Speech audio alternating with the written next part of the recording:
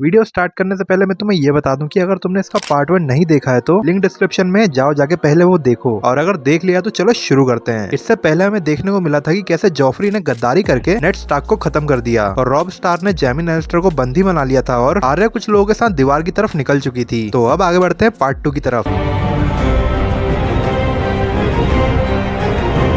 तो कहानी की शुरुआत होती है किंग्सलैंड में, जहाँ पर जॉफरी अपने जन्मदिन का जश्न मना रहा है लोगों को टॉर्चर करके। लेकिन तभी वहाँ पे बोना आ जाता है, जिसको देख के जॉफरी थोड़ा सा दुखी हो जाता है। और हाँ, सांसा भी वहीं पे है। फिर मीटिंग में आकर बोना सबको बताता है कि उसके पिता भी जंग में है, जिस वजह से वो यहाँ पर राजा का सलाहकार बन के आया है। और वहीं पे बोने को पता चलता है कि आर्या मिसिंग है और यहाँ पे जॉन स्नो अपने साथियों के साथ जंगल में है। और जंगल में वो लोग एक ऐसे आदमी से मिलते हैं जो कि साला अपनी ही बेटियों के साथ शादी कर लेता है और उसको ये पसंद नहीं कि उसकी बेटियों को कोई देखे। जहाँ पे अगर उसकी कोई बेटी हुई तो उससे वो शादी कर लेता है, लेकिन अगर बेटा हुआ तो उसके साथ वो क्या करता है ये तुम्हें आगे पता चलेगा। फिर यहाँ पर आगे हमें स्टैनिन बैरेटियन देखने को मिलता है। अगर तुम इस बंदे को नहीं जानते हो तो मैं बता दूं, ये बंदा रॉबर्ट बैरेटियन का बड़ा भाई है, जो अब उसके जाने के बाद किंग्सलैंड पे राज करने की सोच रहा है। बाय द वे देखा जाए तो रॉबर्ट बैरेटियन के जाने के बाद यही असली राजा बनना डिजर्व करता है, क्योंकि वैसे भी जॉफरी तो नाजायज है और स्टैनिस के पास है ये लड़की जो कि उसको मैनिपुलेट कर रही है। और तुम इस लड़की का ध्यान रखना क्योंकि ये काफी अलग है, मतलब काफी। और यहाँ पे जैमी लैनिस्टर जो कि रॉब स्टार्क की कैद में है और वहाँ पे वो काफी फटे में जी रहा है। और रॉब स्टार्क किंग्सलैंड में लैनिस्टर्स को संदेश भेजता है कि चलो एक डील करते हैं जिसमें मैं तुम्हें जैमी लैनिस्टर लौटा दूंगा, लेकिन बदले में तुम मेरी दोनों बहनों को लौटा दो और आज के बाद तुम्हारा विंटरफेल पे भी कोई हक नहीं होगा। लेकिन सर्सी लैनिस्टर ये सुनने के बाद उसे मना कर देती है। फिर आगे रॉब अपनी माँ को रॉबर्ट बैरेटियन के छोटे भाई से मिलने भेजता है, क्योंकि रॉबर्ट बैरेटियन के खत्म होने के बाद अब वो भी राजा बनना चाहता है। और रॉब अपनी माँ को वहाँ पे इसलिए भेजता है ताकि उसकी माँ उससे बात कर सके और उसे अपनी साइड कर सके। और वहीं दूसरी तरफ खलीसी अपनी बची कुची सेना के साथ भूखे पेट भटक रही है और वहाँ पे वो अपने कुछ सैनिकों को तीनों दिशाओं में भेजती है, लेकिन एक दिशा से एक सैनिक की लाश आती है। फिर आगे जंगल में जॉन स्नो के पास सैम एक लड़की को लेकर आता है जिसका नाम गिली होता है और वो बोलती है कि मुझे यहाँ से ले चलो। और वो लड़की और कोई नहीं बल्कि उसी आदमी की बेटी होती है जिसके बारे में मैंने पहले तुम्हें बताया था। वो लड़की बोलती है कि मैं प्रेग्नेंट हूँ, अगर मेरा लड़का हुआ तो वो आदमी उसके साथ बहुत बुरा करेगा, लेकिन क्या करेगा वो हमें आगे पता चलेगा। बट जॉन स्नो इस बात से कन्विंस नहीं हो पाता और वो उस लड़की को वहाँ से ले जाने से मना कर देता है। और यहाँ पे आर्या जो कि कुछ लोगों के साथ दीवार की तरफ पहरेदार बनने के लिए जा रही होती है और वहाँ पे जितने भी लोग हैं उनमें से किसी को भी नहीं पता कि ये लड़की है। वो यहाँ पे इनके बीच में लड़का बन के जी रही है ताकि कोई इसको पहचान ना पाए, लेकिन ये लड़का उसको पहचान लेता है जो कि रॉबर्ट बैरेटियन की एक नाजायज औलाद है। सीजन 1 में इसी से मिलने के बाद सबकी फील्डिंग सेट हुई थी और उसके पीछे भी किंग्सलैंड के लोग पड़े हुए हैं। और यहाँ पे थियोन जो कि अपने बाप से मिलने पहुंचता है ताकि वो